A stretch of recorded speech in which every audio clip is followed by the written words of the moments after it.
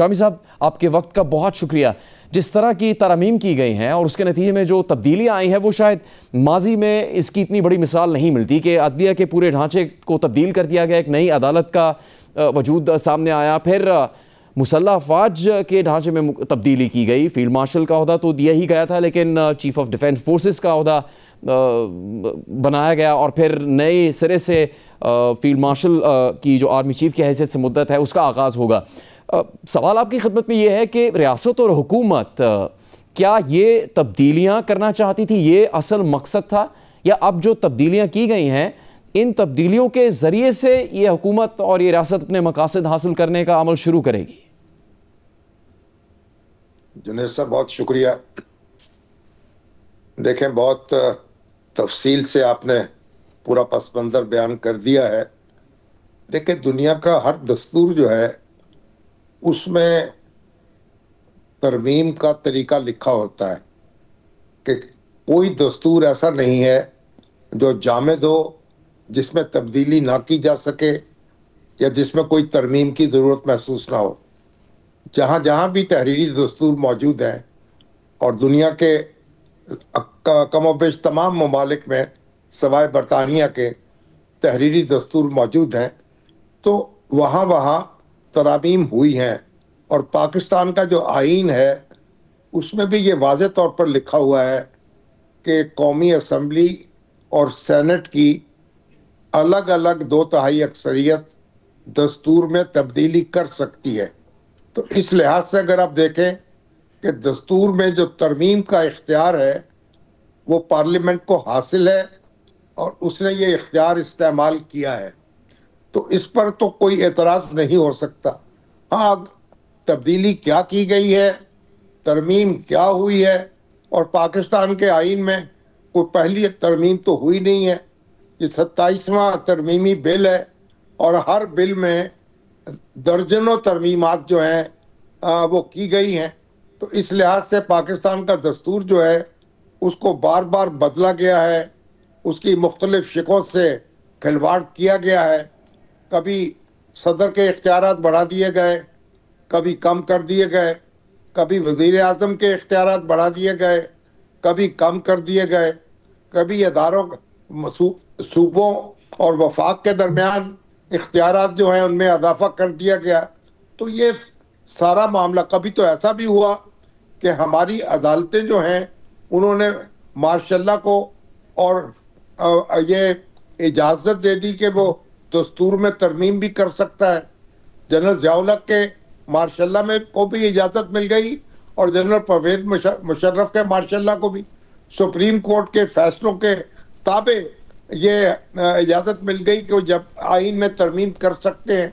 और फिर वो सारी तरमीमात जो हैं मार्शल्लाओं ने की, फिर वो असम्बलियों के सामने पेश हुई और कई तरमीमात ऐसी थीं जिनको दोबारा फिर मनसूख किया गया, कई को बहाल किया गया। तो ये एक लंबी कहानी है। तो पाकिस्तान में जो तरमीमात अब हुई हैं उनका भी एक तवील पस मंज़र है। यानी जो आइनी अदालत कायम हुई है उस पर 19 साल पहले मोहतरमा बेनज़ीर भुट्टो और नवाज शरीफ साहब ने इत्तफाक किया था और दूसरी सियासी जमातों ने भी कमोबेश इससे इत्तफाक का इजहार किया था। लेकिन 19 साल ये मामला सोया रहा और अब अचानक जो है वो वफाकी आइनी अदालत कायम कर दी गई है और वो सुप्रीम कोर्ट से उसको सीनियर हैसियत दे दी गई है। यानी एक तो ये था ना कि वफाकी आइनी अदालत कायम करते और सुप्रीम कोर्ट के वो ताबे रहती तो ज़्यादा बेहतर होता। जिस तरह के सुप्रीम कोर्ट का एक बेंच काम कर रहा था उसी तरीके से वो अदालत कायम हो जाती। लेकिन अब एक जो वफाकी आइनी अदालत है उसको ज़रा सुप्रीम कोर्ट से थोड़ी सी बालादस्ती हासिल हो गई कि वो आइन की तशरीह और ताबीर के मामले में। जैसे शाम साहब आप भी फरमा रहे हैं कि ये कितनी बड़े पैमाने पर तब्दीलियां की गई हैं, तो ये वो मकासद थे इस वक्त हुकूमत वक्त के, या ये वो तब्दीलियां जिनके जरिए से अब वो अपने मकासद हासिल करेंगे, आपको लगता है? देखिए, ये हुकूमत जो है, क्योंकि देखिए हमारे यहाँ अदलिया हुकूमत से और हुकूमत अदलिया से अक्सर खौफजदा रही है और हमारे जो सियासतदान हैं वो एक दूसरे से लड़ते रहे हैं। आज भी आप देखें पार्लियामेंट में बड़ी डिवीजन है। अगर दुनिया में जो हिज़्ब इख्तलाफ है और हिज़्ब इक़्तिदार है उसमें इतना फासला नहीं होता जितना हमारे यहाँ मौजूद है। तो ये सारे जो और फिर अदारे जो हमारे हैं उनसे भी एक खौफ जो है वो मौजूद रहता है। तो पाकिस्तान का जो सियासी पस मंज़र है उसमें अगर आप देखें तो अब हुकूमत ने यानी एक अपने आप को महफूज कर लिया है।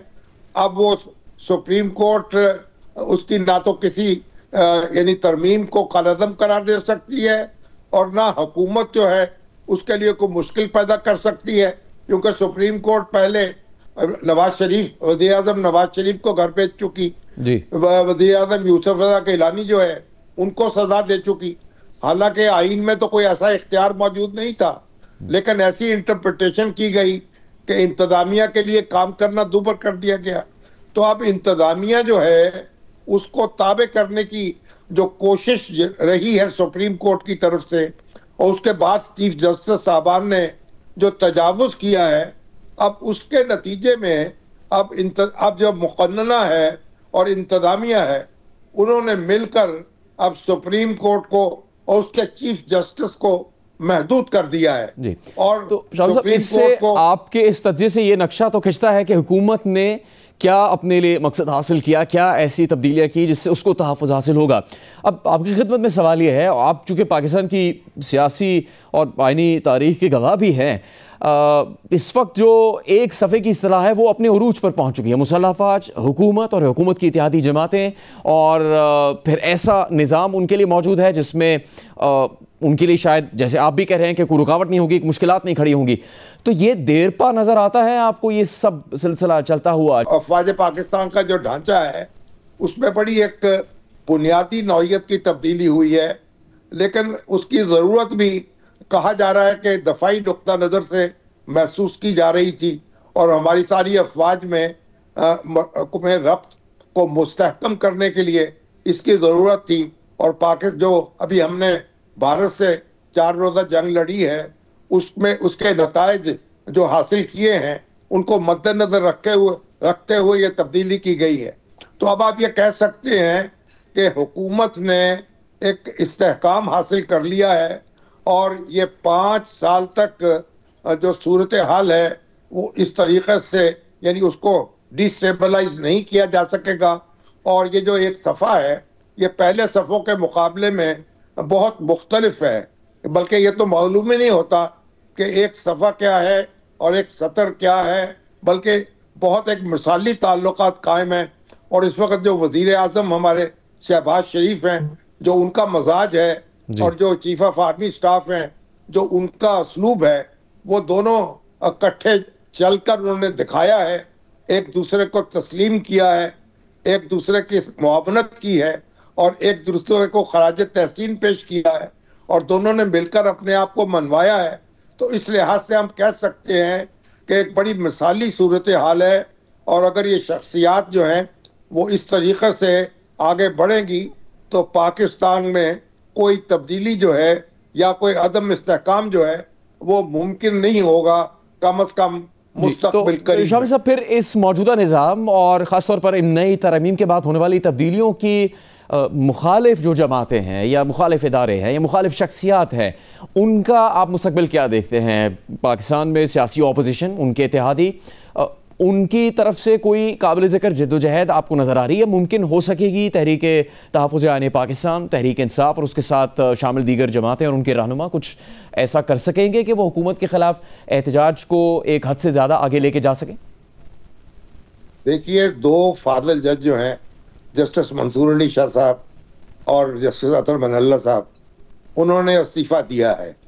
उन्होंने 27वीं तरमीम को आइन पर हमला करार दिया है और कहा है कि हम इन जो आइन की अब सूरत है उसके ताबे हम अपना काम नहीं कर सकते।